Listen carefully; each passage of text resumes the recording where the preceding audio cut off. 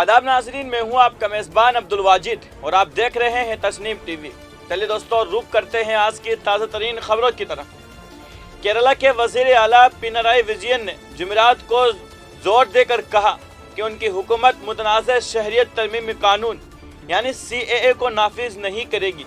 यहाँ अपनी हुकूमत की पहली सालगिरह की तकरीबात के अख्तिताम के मौके पर मुनक़्क़दा तकरीब से खिताब करते हुए उन्होंने कहा कि शहरियत तरमीमी कानून पर हुकूमत का वाज़ेह मौक़िफ़ है और ये जारी रहेगा। वज़ीर आला ने कहा है कि हमारा मुल्क सेकुलरिज़म के उसूलों पर काम करता है, जैसा कि भारत के आइन में बताया गया है। आजकल सेकुलरिज़म को तबाह करने की कोशिश की जा रही है। लोगों का एक मखसूस गिरोह उसको लेकर बहुत परेशान है। हालिया दिनों में रियासत में एक वाक़या पेश आया था, जिसको लेकर कुछ लोग मजहब की बुनियाद पर शहरियत का तयन कर रहे थे। केरला हुकूमत ने इस वाक़े के खिलाफ सख्त मौक़िफ़ इख्तियार किया है। उन्होंने मज़ीद कहा है कि लोगों में फ़िरका वाराना कशीदगी पैदा करने के लिए मुल्क के मुख्तलिफ हिस्सों में कई सर्वे किए जा रहे हैं, लेकिन हमारे यहाँ गरीब तरीन ख़ानदानों की निशानदेही के लिए एक सर्वे मुकम्मल कर लिया गया है और इस सर्वे के हिस्से के तौर पर मज़ीद इक़दामात किए जाएंगे। LDF हुकूमत की पहली सालगिरह की तकरीबात से खिताब करते हुए केरला के वज़ीर आला ने इस बात का यादा किया है कि रियासत शहरियत तरमीमी कानून को नाफिज नहीं करेगी। उन्होंने मज़ीद कहा है कि रियासती हुकूमत ने एक मजबूत मौक़िफ़ इख्तियार किया है कि मजहब की बुनियाद पर शहरियत का तयन नहीं किया जाएगा।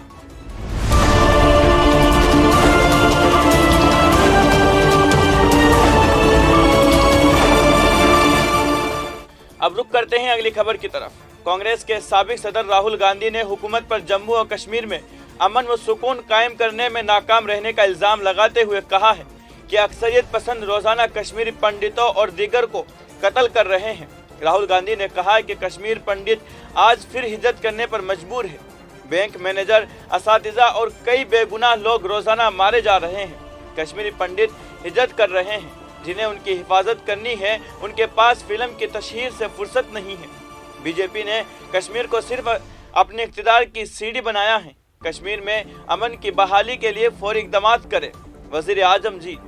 उन्होंने कश्मीर में गुज़िश्ता 20 दिनों में होने वाले हलाकतों की तफसीलात बताते हुए कहा है कि 13 मई को एक कश्मीरी पंडित और एक पुलिस एहलकार को कत्ल किया गया, 26 मई को एक फनकार को कत्ल किया गया और फिर 31 मई को गलगाम में स्कूल में एक हिंदू खातून टीचर को कत्ल किया गया और आज एक हिंदू बैंक मैनेजर को गोली मारकर कत्ल कर दिया गया।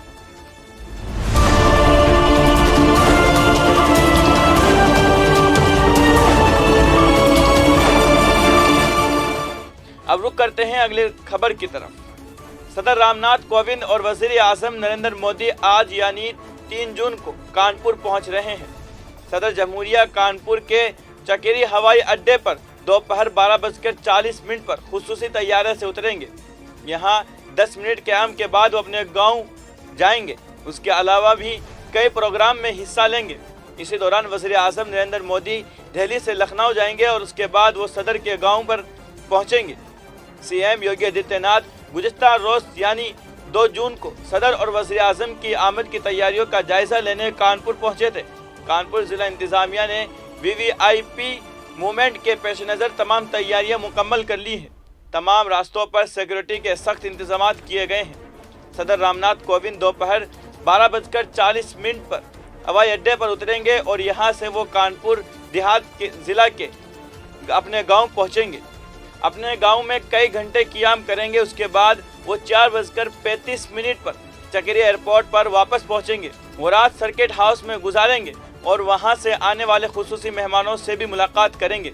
अगले दिन यानी 4 जून को सुबह 10 बजे सिविल लाइंस में वाक़े मर्चेंट चैम्बर में इदारे के 90 साल मुकम्मल होने पर मुनक़्क़द प्रोग्राम में शिरकत करेंगे।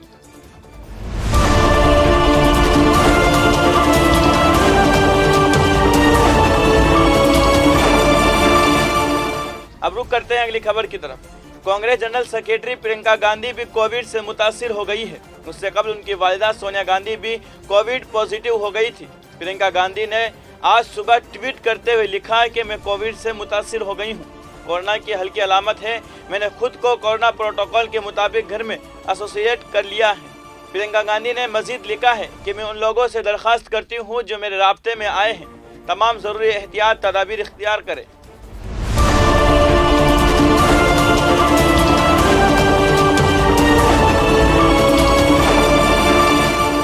अब रुक करते हैं अगली खबर की तरफ। राज्यसभा के साबिक रुकन पार्लियामेंट और भारतीय जनता पार्टी के सीनियर रहनुमा विनय कटारिया ने ज्ञानवापी मस्जिद मामले पर मुतनाज़ बयान दिया है।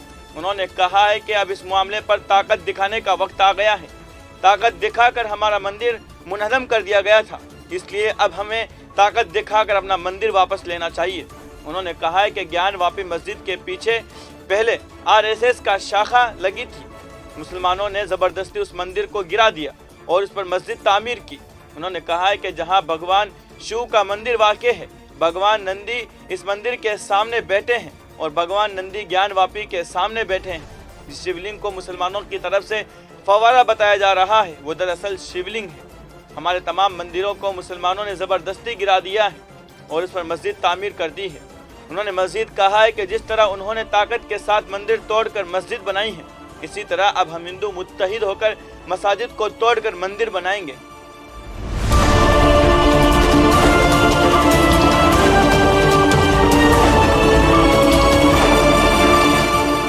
अब रुक करते हैं अगली खबर की तरफ। वज़ारत खारिजा की एक टीम ने जुमेरात को काबुल में तालिबान के सीनियर अरकान से मुलाकात की है। महकमा खारिजा के जॉइंट सेक्रेटरी JP सिंह की क़ियादत में एक हिंदुस्तानी वफद अफगानिस्तान के दारुल हुकूमत दौरे पर है ताकि मुल्क में हमारी इंसानी इमदाद की तरसील के कामों की निगरानी करे। तालिबान क़ियादत से मुलाकात के अलावा उन्होंने काबुल में Indira Gandhi institute of child health समेत हिंदुस्तानी मंसूबों का भी दौरा किया है। अब जो अफगानिस्तान का मरकज़ी अस्पताल है, 70 साल की दिहाई में हिंदुस्तानी इमदाद से क़याम किया गया था, जो बच्चों की सेहत को पूरा करता है।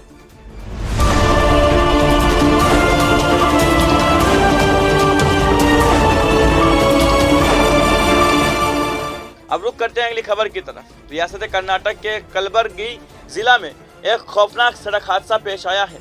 यहाँ एक मुसाफिर बस दूसरी गाड़ी से टकराने के बाद पलट गई।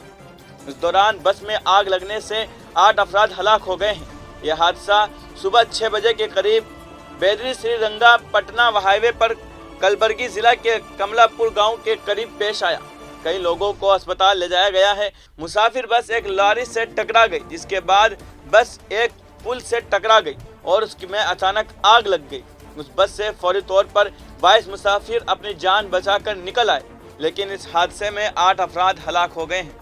हादसे के बाद पुलिस और फायर ब्रिगेड मौके पर पहुंच गई। पुलिस के मुताबिक ये निजी बस गोवा की ऑरेंज कंपनी की है। ये बस गोवा से हैदराबाद जा रही थी। बस में ड्राइवर समेत 35 मुसाफिर सवार थे। 12 अफराद को अस्पताल ले जाया गया।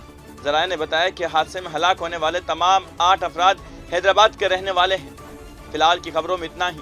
मुल्क और गैर मुल्क की तमाम खबरें जानने के लिए देखते रहिए तस्नीम TV, आपके मेज़बान अब्दुल वाजिद के साथ। अल्लाह हाफिज़।